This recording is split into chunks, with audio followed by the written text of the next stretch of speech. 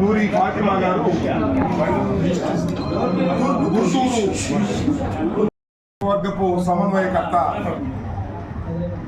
నూరి ఫాతిమా గారు వారిని జగన్మోహన్ రెడ్డి గారు గుంటూరు పట్టణ వైఎస్ఆర్ కాంగ్రెస్ పార్టీ అధ్యక్షురాలుగా నియమించిన విషయం మీ అందరికీ తెలుసు.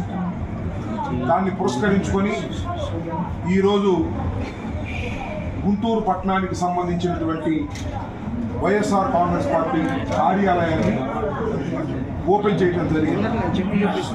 ఈ ఓపెనింగ్కి YSR Congress party regional coordinator parliament సభ్యులు వైవి సుబ్బారెడ్డి గారు ప్రత్యేకంగా నూరి ఫాతిమా గారి ఆహ్వానం మేరకు రావడం, వారి చేతుల మీదుగా ఈ పట్టణ నగర ఆఫీసుని ఓపెన్ చేయడం జరిగింది. రాబోయే కాలంలో పట్టణంలో ఉన్న అన్ని వార్డులు కూడా తిరిగి వార్డు కమిటీలను, అలాగే టౌన్ కమిటీలను, అనుబంధ విభాగాల కమిటీలను అన్నింటినీ కూడా నూరి ఫాతిమా గారు అందరి సహకారంతో పట్టణ కమిటీని నిర్మించబోతున్నారు. దానికి అందరి ఆశీస్సులు, అందరి సహకారం కావాలి. నూరి ఫాతిమా గారు సమర్థవంతమైనటువంటి నాయకత్వంలో పట్టణంలో ఉన్నటువంటి వైఎస్ఆర్ కాంగ్రెస్ పార్టీ నూతనోత్సాహంతో ముందుకు కదులుతూ ఉంది. రాబోయే కాలంలో గుంటూరు పట్టణంలో ఉన్నటువంటి 2 నియోజకవర్గాలు, లేదు విభజన జరిగి 3 నియోజకవర్గాలైనా 3 నియోజకవర్గాల్ని వైఎస్ఆర్ కాంగ్రెస్ పార్టీని గెలిపించడం కోసం ఆ నాయకత్వం అందరూ కృషి చేస్తారని సందర్భంగా తెలియపరుస్తున్నారు. ఇప్పుడు మా కోఆర్డినేటర్ అయినటువంటి వైవి సుబ్బారెడ్డి గారిని ఈ సందర్భంగా మాట్లాడవలసిన ఈరోజు గుంటూరు నగర వైఎస్ఆర్ కాంగ్రెస్ పార్టీ అధ్యక్షుడిగా గౌరవ పార్టీ అధ్యక్షుడు జగన్మోహన్ రెడ్డి గారు నూరి ఫాతిమా గుంటూరు నగర వైఎస్ఆర్ కాంగ్రెస్ పార్టీ అధ్యక్షుడిగా అపాయింట్ మీటింగ్ జరిగి సుమారుగా 4 రోజులైంది. ఈరోజు నగరంలో ఆమె నాయకత్వంలో, ఫాతిమా గారి నాయకత్వంలో వైఎస్ఆర్ కాంగ్రెస్ పార్టీ నగర ఆఫీసు ప్రారంభించడం జరిగింది. ఈ సందర్భంగా నూరి ఫాతిమా గారికి ఈ కార్యక్రమానికి వైఎస్ఆర్ కాంగ్రెస్ పార్టీ కార్యకర్తలకు, నాయకులకు అందరికీ ప్రత్యేకంగా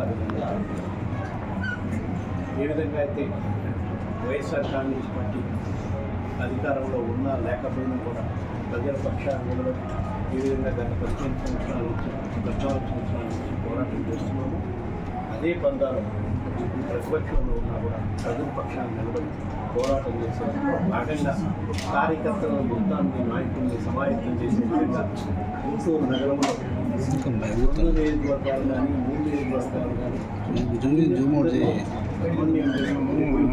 రేపు రాబోయే లోకల్ బాడీ ఎలక్షన్స్లో కానీ ఆ తర్వాత జరగబోయే శాసనసభ ఎలక్షన్స్లో కానీ ఎప్పుడు జరిగినా కూడా వైఎస్ఆర్ కాంగ్రెస్ పార్టీ అభ్యర్థులు అత్యధిక మెజార్టీని గెలిచే విధంగా తప్పకుండా జిల్లా అధ్యక్షులు అమ్మటి రాంబాబు గారిని, నగరాధ్యక్షులు నూరి ఫాతిమా గారు తప్పకుండా వైఎస్ఆర్ కాంగ్రెస్ పార్టీ కార్యకర్తలు, నాయకులు అందరూ కలిసికట్టుగా పనిచేస్తారని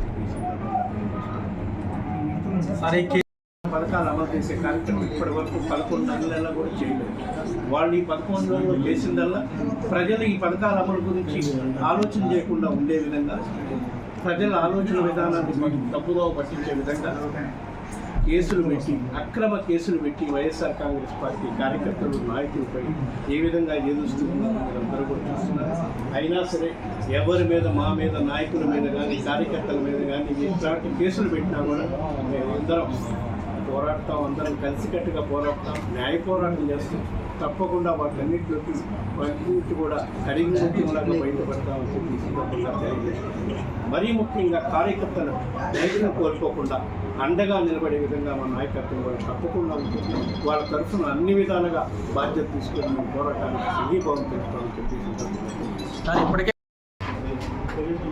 ముస్తాఫా గారి కుమార్తె అయినటువంటి నూర్ ఫాతిమా గారు పట్టణ అధ్యక్షురాలుగా ప్రమాణ స్వీకారం చేసిన తర్వాత గుంటూరు ఈస్ట్ ప్రజానికానికి దగ్గరగా ఉండాలనేటువంటి ధ్యేయంతో ఈరోజు మంచి సుశాలైనటువంటి వైఎస్ఆర్ కాంగ్రెస్ పార్టీ ప్రారంభోత్సవానికి ఇచ్చేసినటువంటి పెద్దలు మాన్యులు వైవి సుబ్బారెడ్డి గారు, అమ్మటి రాంబాబు గారు, అలాగే జిల్లాలో ఉన్నటువంటి అనేక సమన్వయకర్తలంతా ఇక్కడికి ఇచ్చేశారు.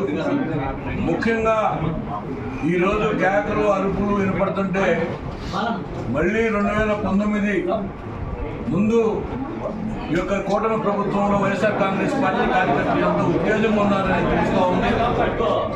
ఎందుకంటే ఈ ప్రభుత్వ వైఫల్యాలే ఆ కార్యకర్తలు కొంత బలంగా మారుతూ ఉన్నాయి. ముఖ్యంగా ఈరోజు నూర్ ఫాతిమా ఇప్పటిదాకా ముస్తాఫా కుమార్తె అన్నారు. డెఫినెట్గా గుంటూరు ఈస్ట్ ప్రజానికి మనకు అవకాశం ఇస్తే రాబోయే రోజుల్లో నూర్ ఫాతిమా తండ్రి ముస్తాఫా పరిస్థితి అమ్మాయి తీసుకొస్తున్నటువంటి భావన నాలో ఉంది.